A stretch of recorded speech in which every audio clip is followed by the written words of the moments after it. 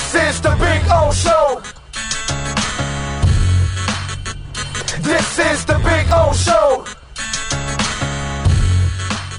All righty, there he is, the man, the myth, the legend. That is Ira Winderman. And Ira, as you were probably listening there as we were coming in, you know, Saturday night you see him lose, and it's like, I look at the record, and it's, you know, I can't sit there and be too mad or frustrated. You can be disappointed that they lost, but in the end, you know, the season's been so phenomenal. It's hard to really get frustrated. No, and it's what we sort of spoke about last week on both, you know, on our Acura Pembroke Pines reports. You want the tiebreaker game. You want the Eastern Conference game. It meant more. And Orlando, you could see how they prioritized that they played their guys against Cleveland. That game meant more. Minnesota, Jimmy sat. Look, any game where Jimmy Butler or Kyle Lowry or Bam Adebayo doesn't play doesn't matter, because the Heat will need all three to be the best version of themselves. And that's what this entire season is predicated on. Actually, throw Tyler Hero in. Let's make it the Fab Four right now. That's who they are this season. They're not a big three. So I throw out all the other results. Minnesota's playing very well. One of the hottest teams, if not the hottest team in the Western Conference right now. So you take that and you move on. This week, hey, it opens up for you. 2 games over 8 days. You have the Pistons on Tuesday, the Thunder on Friday. Same thing. Pistons game means more. Eastern Conference game, even though they're not in the playoff race with you. You prioritize accordingly. You get guys needed rest. At some point, Eric Spoelstra mentioned to us, PJ Tucker at 36 will get his break, and you look to what's next. And the ongoing debate that Orlando Alzugaray, overlord of all things Big O Show, and I will debate, is I am still scared. I'm going to say crapless. It's your show. You can say whatever word you want, of the Brooklyn Nets in the first round, because that would be a crappy thing for them to have to face opening the playoffs. I get that. You know, I'm not that. I'm more concerned about the fact that, you know, Duncan Robinson can't get any consistency whatsoever, and he really is not. He can't be counted on anymore. Actually, that's the way I got to look at Duncan Robinson. I would debate you and say I have he can no be counted idea on. what the hell we're getting night in and night out. Yes, he can be counted so when on we every do play other the game. Brooklyn Nets, play Max Bruce and play other guys that are going to be more reliable, actually. Okay, I mean that's but you know what? You get your read early enough. He was 1 of 5 from 3 and from the field on Saturday night, so you know what's going on. I have no trouble with this situational spot starter. I know people, the starting lineup, those are your best players. You have to have bull crap. It's the end of the game. And I think it's because they gave him the big money. That's what it is. And Big O at the end of the game against Minnesota, who was on the floor? Max Strus, not Duncan Robinson. Matter of fact, I'm going to disagree with you, and I think you're looking at it the wrong way. And I understand. You know, we're all simple folks here sometimes. No, but where you're going, you're right. Actually, I know. I think it's the defensive end. I think it's the other side of the ball, and I wrote about this in my Ask Ira at SunSentinel.com. It's the what I call the raw meat syndrome. People see, like in those old Bugs Bunny cartoons, the raw piece of steak, and they're salivating. They are switching Duncan Robinson onto every scoring opportunity. Matter of fact, non-scorers become scorers when they see Duncan Robinson. Jordan Noel? Like who the hell was that in Minnesota on Saturday? That's the problem. That's the inherent problem. Now, you can do that if you're playing Tyler Hero, because while he might give up 15, he's giving you 30. But if you have the guy who's giving up 20 and giving you 15, that's the net negative problem, and that's what's going on. Matter of fact, it's been very interesting, Big O. After games, Eric Spoelstra has been effusive, constantly returning to one theme.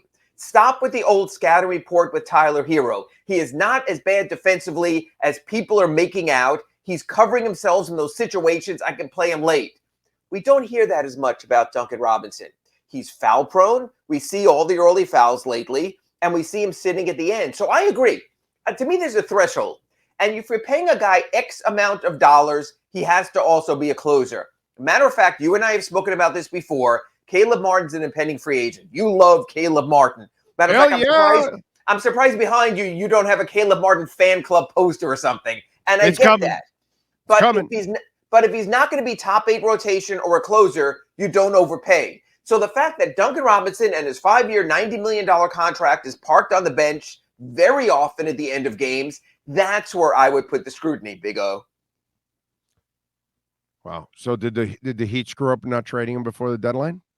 No, because it depends what the offers were. So let's be honest here. Oh, we don't know what was offered, and it's not like they can't trade him the day after their season ends. Remember, the NBA trading rule is this: as soon as you're eliminated from the playoffs, your team can make trades with any other team eliminated from the playoffs. This is interesting this year. If you want to salary dump, the Heat have a first-round pick that they can trade because of the maneuvering they did with Oklahoma City. I think you'll see the Heat very active around the trading deadline and maybe at the start of free agency. I think that's when they'll get their salary book in order. Because if Victor Oladipo is really good, we hope he is. If Tyler Hero continues to be, I don't think this is overstatement anymore, great, which I think he has certainly been lately. You're going to have to pay both of them in the offseason. You're going to have to pay Caleb Martin in the offseason. You're going to have decisions to make. And you know what? There are teams who don't have Max Strus waiting in the wings or Caleb Martin waiting in the wings, and they could use a Duncan Robinson to make their featured players have better spacing. So did the Heat blow it at February 10th by not trading Duncan Robinson? Hell no. Like you pointed at the opening of your show here at the Acura Pembroke Pines report. The Heat are 21 games over 500. This is working for now. Long view? Yeah, Big O, I agree. You're going to have to thin out some of the salary because you have to make room for new salary. Yeah, no, I'm with you. That's why it's just kind of that's why to me the concern isn't so much the Nets. I'm more okay. Well, and the good thing at least here's the best part about it.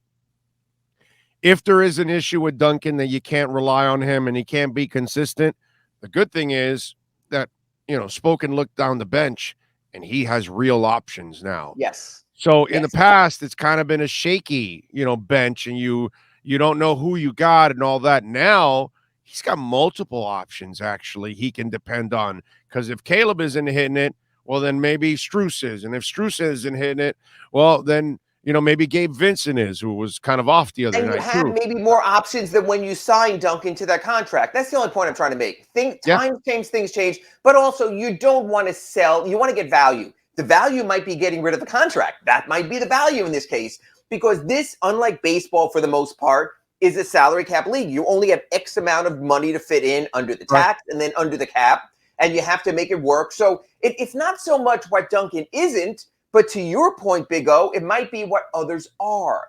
So if you're sitting down there, and people, this does happen, 601 Biscayne Boulevard, you have Andy Ellisberg, you have Nick Averson, you have Pat Riley, and a lot of people don't know this. On Skype, you have Big O, and he's venting, and they're hitting the mute button and everything like that.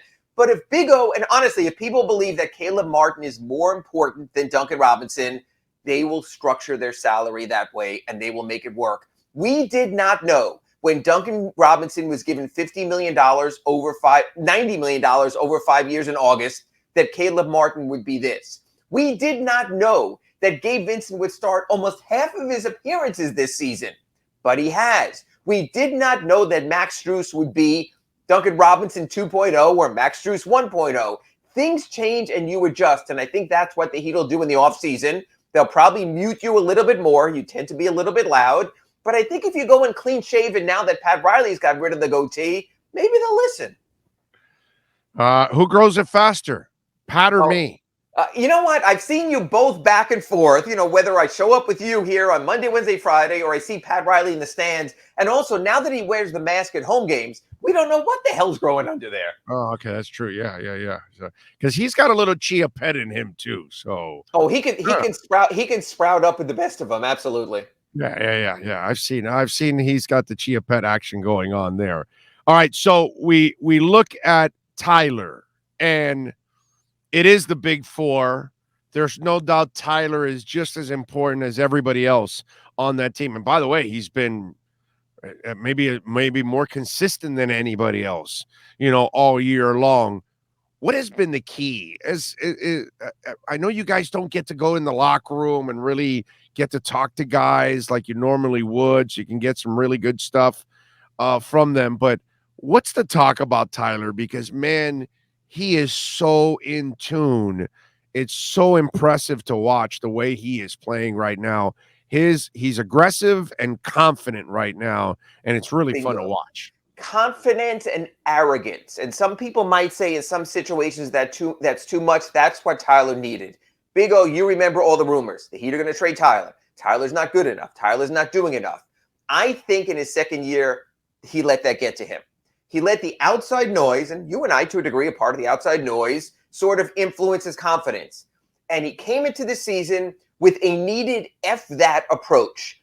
I am Tyler frickin' Hero. I came from the Kentucky program. I excelled in the 2020 bubble and almost single-handedly in one game beat the Boston Celtics. No turning back. I ain't listening. And he even came up to us on media day this year and basically said that. I went up to him. I said, hey, Tyler, I never said they should trade you. I just said you were a trade option for them. And to a man, a lot of the people who he felt denigrated him, he said, don't worry, I got this. And he does have this, and he has that confidence. And Big O, one of the really interesting things you and I will do in our Acura Pembroke Pines reports whenever the offseason comes and our Slomin's Home Security Wednesday shows with Clay Ferraro is this. And we've done this almost for a calendar year now. Would you trade Tyler Hero for ... And then we come up with names. And it's interesting because you've come around a little. For example, Orlando Alzugaray. Would you trade Tyler Hero for Bradley Beal? No. See, these are the names. Last year there was 2 years ago, yes, we're talking that. Yeah, of course. But would you right trade now, him for Brandon? Would you trade him for Brandon Ingram? No. Would you trade him for Zion Williamson? No, hell, please, come on, dude. Come Okay, on. so what I'm saying is these with Orlando Alzugaray, like again when he's meeting with the Heat Brain Trust, were I'll debate give Gabe points. Vincent for Zion. How I'll nice do of that. you. How lovely of you. But what I'm saying is you and I were shooter. trading Tyler Hero a bunch of places before. Now, that doesn't mean I would blanket say I would not trade him for anyone for this reason. I have Kyle Lowry at 35. I have Jimmy Butler about to turn 33. If I believe there's an absolute in-the-moment player, then I might have to consider that. But that's a pretty damn high-level player now. Yeah. That's a veteran player on a team that's stuck in the mud, and I'm not coming out with a LeBron James trade here. I might be coming out with an Anthony Davis trade, but what I'm saying is you could at least consider it. Jake Fisher from Bleacher Report had a story last week that the Heat might have to consider trading Tyler. And again, this comes back to salary structure. Tyler Hero is eligible for the same extension that Bam Adebayo got. Well, if you're going to be paying Tyler Hero $183 million plus over 5 years, you have a salary to work out. It might be no more free agents over the next 5 years. Now, if that's good enough in this year's playoffs, with Jimmy and Bam and Tyler and Kyle, you keep it going. Just like Pat Riley did for 4 years with the big three. He added the Mike Millers, the Shane Battiers, the Ray Allens, the Birdmans, and that's fine. But you have to be confident in your core. If you play the Nets in the first round and lose, I know Big O says that's not going to happen. But for argument's sake, if it does, then I think you have to do the Pat Riley. Everything is on the table. Like you said, this Heat team has always been about the moment and the now and not pushing things off like the Marlins did for a while, like the Panthers did. So, yeah, I do think the playoffs will determine to a degree what comes next. Well, we will see. I mean, I would not like to trade that kid at this point in time. I get it if you have to trade for a disgruntled superstar that will now obviously take your team to another level and you would have no choice and they need some star quality in return. So then Tyler has to be part of that package. Would you trade him for Anthony Davis? No, hell no. Not that sack of injuries. No. I'm talking like Dame Lillard needs out. Okay? But would you trade him for a 30-year-old Dame Lillard on a maximum scale contract? Oh, no. I would trade him for what he has left on his contract. What does he have left? But Dame wants the max next time. That's a lot of the problem. Yeah, no, because then we're in the same problem. See, the idea why I want to keep Tyler and Bam, it's because in 2 years they take over for Jimmy and Lowry. Jimmy and Lowry are going to become role players in 2 years. They're not going to be frontline players anymore. It's too much mileage on those bodies. And those contracts will be tradable in the final year because they don't even have to be. And just to explain, Tyler Hero's rookie scale extension would not start next year. He would play the last year of rookie salary in 2 years. Well, in 2 years, Kyle Lowry will be in the final year of his contract. So that dovetails very nicely. Tyler starts. Kyle ends. Bye, Kyle. Thanks for 3 years of service. I'm already getting rid of him 1 year in. And you move forward. So I agree with that. If Pat Riley is willing to take a longer view, I don't know at this point if he is. I hope he is. I always thought that Pat Riley had the long-term future of this franchise in mind, no matter when he would step aside anyway. Probably the Arisons are making sure that's going to happen. But that's another part of the equation. But again, There are finite salary cap and luxury tax dollars that you have to deal with as well. This is not the Lakers with their television contract. This is not the Knicks with their TV deal. It is a bit different down here. No, it's not a small market team, but it's certainly not a biggest market team either. All right, what are you working on the Sun Sentinel so folks can check you out, my friend? A couple of things. I'm working on Eric Spoelstra's story about how public-facing he's saying the number one seed is a priority because we're the Miami Heat and we always play to win, unless it's the end of the 2008 season when they play 5 guys 48 minutes in Philadelphia. And I think there's a subtext there. He's saying that, but he's still going to rest players. I do think he will keep an eye on matchups and should do that as well. So I think these final 3+ weeks of the season are going to be a little bit interesting to see how it plays out. Oh, I don't think it matters where the Heat finish. And I know you're going to tell, the old saw, well, you got to beat everyone, anyway to get to the NBA Finals. But I think you want to stay at number one. Excuse me? I think you want to stay because Brooklyn's going to win their play-in game. They'll be number 7, and so you won't run into Brooklyn's play-in game is in Toronto, where Kyrie's not allowed to play. And because of the Major League Baseball guidance that said unvaccinated players cannot go to Toronto, are you still as confident with no Kyrie and whatever the hell Ben Simmons might be in Toronto, 1-game winner take all? I think they can still win it. But now you're hedging a little bit to me, though. It's not a sure thing. You're right. It's not I think what every Heat fan should be rooting for. I think what every Heat fan should be rooting for is this: for somehow if Brooklyn can get to number 6, they're 3.5 games behind now. They are leading the season series with Cleveland 2-1. There's 1 game remaining in that season, the final weekend of the season. I think that's where you're looking. The more Cleveland loses, and the more that the Nets can win, get them to 3. Have Milwaukee, have Philadelphia start against them. I think that would be perfect world if you can get Brooklyn to number 6 and have the number 3 team play them instead. All right. Follow them on Twitter at Ira Heatbeat, and more importantly, support them there at the South Florida Sun Sentinel and subscribe like I do and support our local journalists as always. Ira, thank you, sir. We will catch up on Wednesday with our Slomins Inside the Paint. With some hard-hitting stuff, and I got some interesting stuff. I will be talking to Clay Ferraro about that then, so tune in, folks. You got it, baby. There we go. Thanks, big guy. All right, that is Ira Winderman and our Acura Pembroke Pines Miami Heat report.